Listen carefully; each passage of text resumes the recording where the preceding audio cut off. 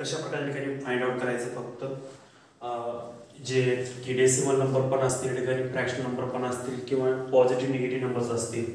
इथून या ठिकाणी आपण क्यूबला सुरुवात करूया. काल 1 ते 10 पर्यंतचे क्यूब आपण लिहून पण दिले होते पाठ करण्यासाठी.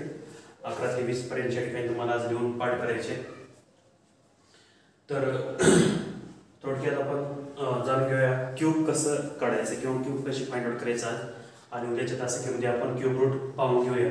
म्हणजे आपल्याला काही टॉपिक उद्या किंवा परवाच्या टॉपिकमध्ये आपण याच्यामध्ये संपून टाकता येईल आपला. तर क्यूब सुरुवात करूया आपण ठिकाणी. काल तसं लिहून दिले होते 10 पर्यंतचे क्यूब. क्यूब म्हणजे घन. तर सुरुवातीला पाहूया ठिकाणी आपण पॉझिटिव्ह आणि निगेटिव्ह नंबरचे क्यूब. पॉझिटिव्ह नंबरचा क्यूब काय येतो आणि निगेटिव्ह नंबरचा क्यूब काय येतो. ओके, तर थोडक्यात ठिकाणी आपण पाहूया.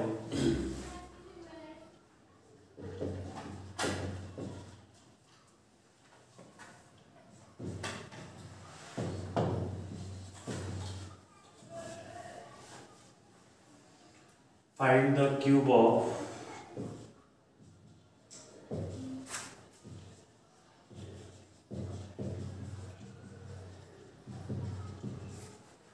following numbers. ओके, खालील संख्येचे घन काढा. एक्झाम्पल घेतला आपण. समजा आपण पॉझिटिव्ह 7 चा ठिकाणी आपला घन करायचा आहे. तर काय त्या ठिकाणी 7 × 7 × 7 इज इक्वल टू 343. समजा आपण 4 चा घन घेतला प्लस, तर 4 × 4 × 4 × 64. म्हणजे याचा अर्थ पॉझिटिव्ह नंबरचा क्यूब काय या ठिकाणी पॉझिटिव्हच आहे. ओके, म्हणजे या ठिकाणी आपलं एक स्टेटमेंट लिहिता येते. The cube of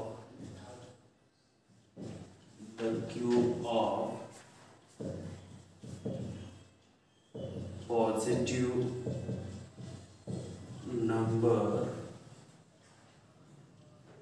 is always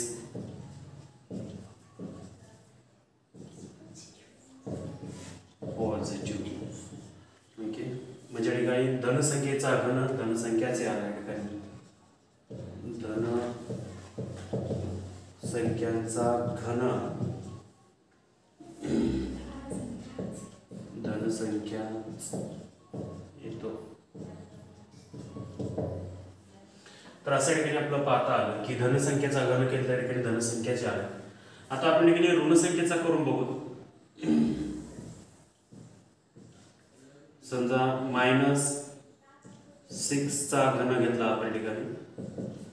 okay, किती -6.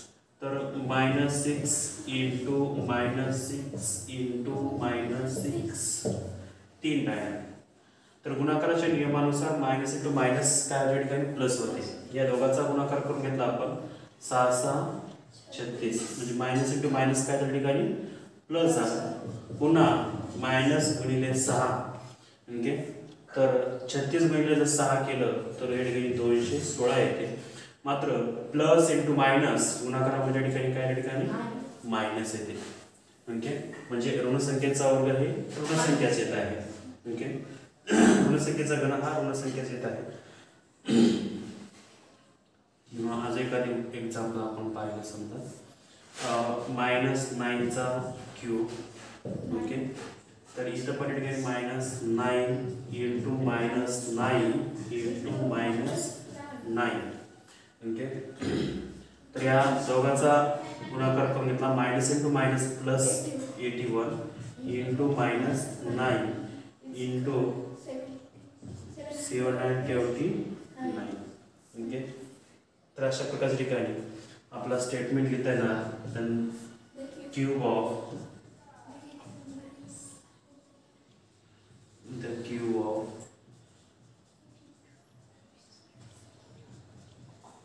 negative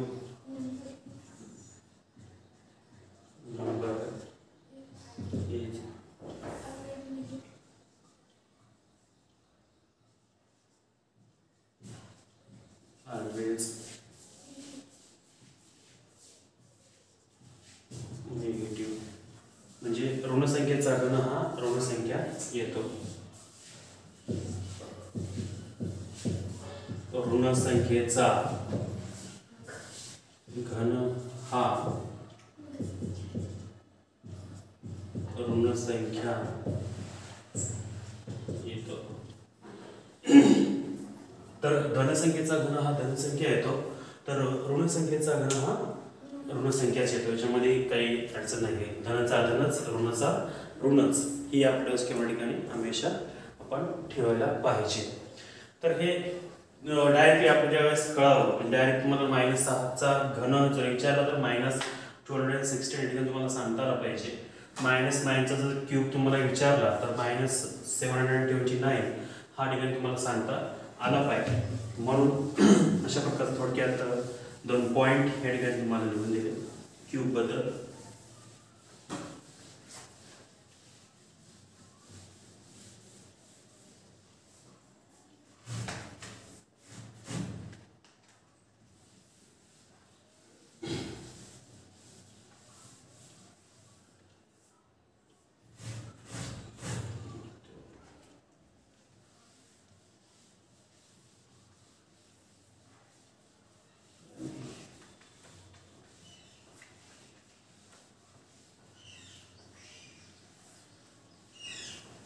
आता डेसिमल नंबरच्या ठिकाणी पाहूया. सगळ्यात महत्त्वाचा असणार आहे तो डेसिमल नंबर कशा प्रकारच्या ठिकाणी क्यूब होतो.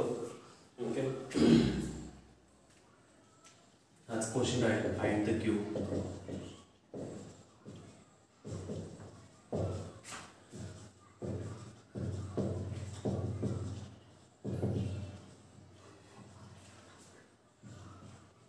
Following numbers. ओके, खालील संख्येच्या ठिकाणी घन करा.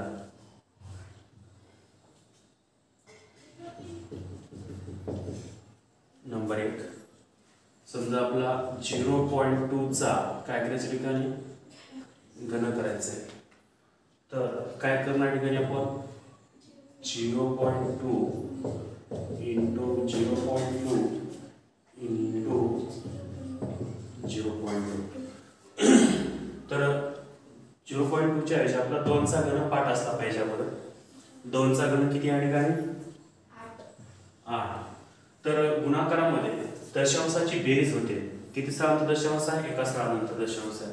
इथे 1 2 3 म्हणजे येणाऱ्या उत्तरामध्ये 3 स्थळांतर काय या ठिकाणी डेसिमल पॉईंट येईल. म्हणजे 1 2 हे 3 हे झाला. म्हणजे ठिकाणी 0.2 चा cube is equal to 0.08.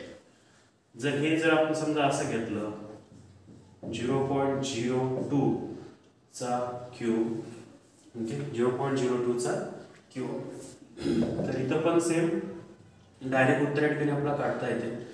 Sir 2चा घन करून घ्यायचा 8. ओके, मग इथं किती स्थळांतर दशांश आहे? 1 2. त्याची तिप्पट करायची. जेवढे डेसिमल आहे तेवढी काय करायची ठिकाणी तिप्पट, म्हणजे त्याला 3 गुणायचं. इथं 2 आहे म्हणून काय करणार ठिकाणी आपण त्याला 3 मल्टिप्लाय करणार. 3 2 6 1 2 3 4 5 6 डेसिमल 0.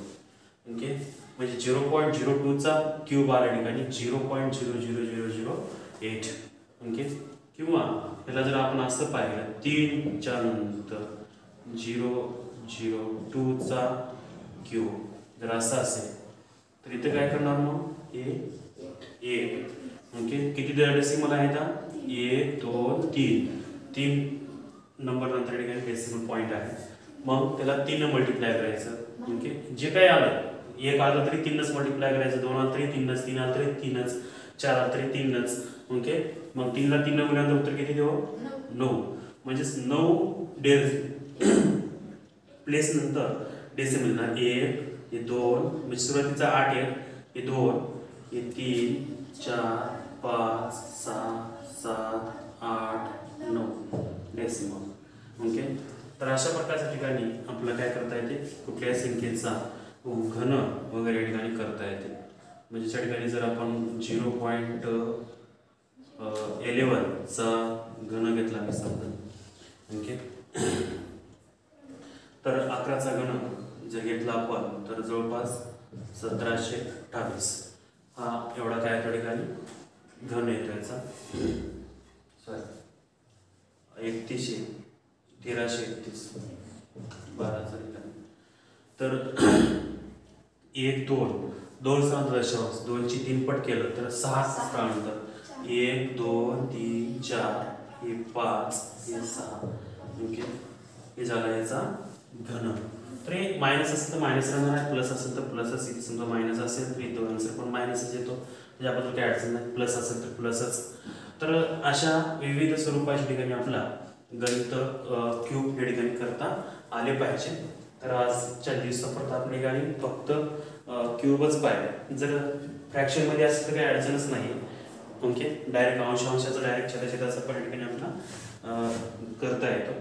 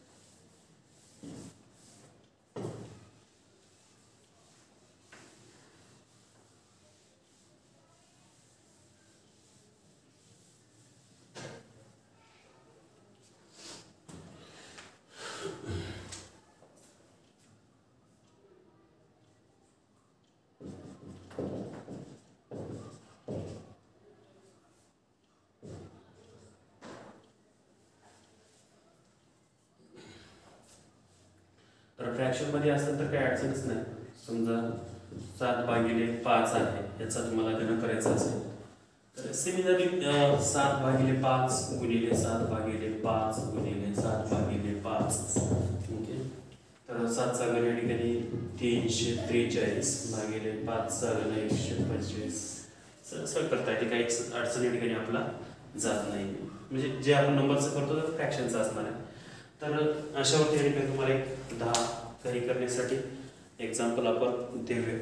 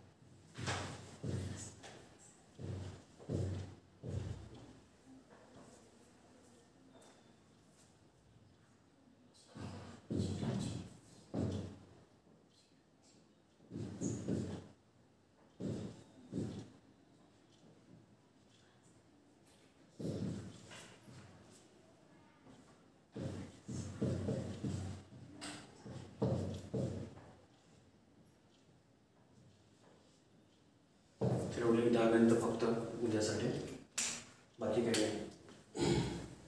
आपला क्यूब रूट पाहायचा आहे. नंतरच्या तासिकमध्ये आपण क्यूब रूट पाहूया, मग टॉपिक संपून जातो आपला. MCQला तुमच्या स्पर्धा परीक्षेला लागणारा फार महत्त्वाचा टॉपिक आहे. एवढेच छोटेसे हिंट आहे, मात्र क्वेश्चन फार महत्त्वाचे विचारले जाऊ शकतात. त्यासाठी काही मिस करू नका, याच्यामधलं फार महत्त्वाचं आहे.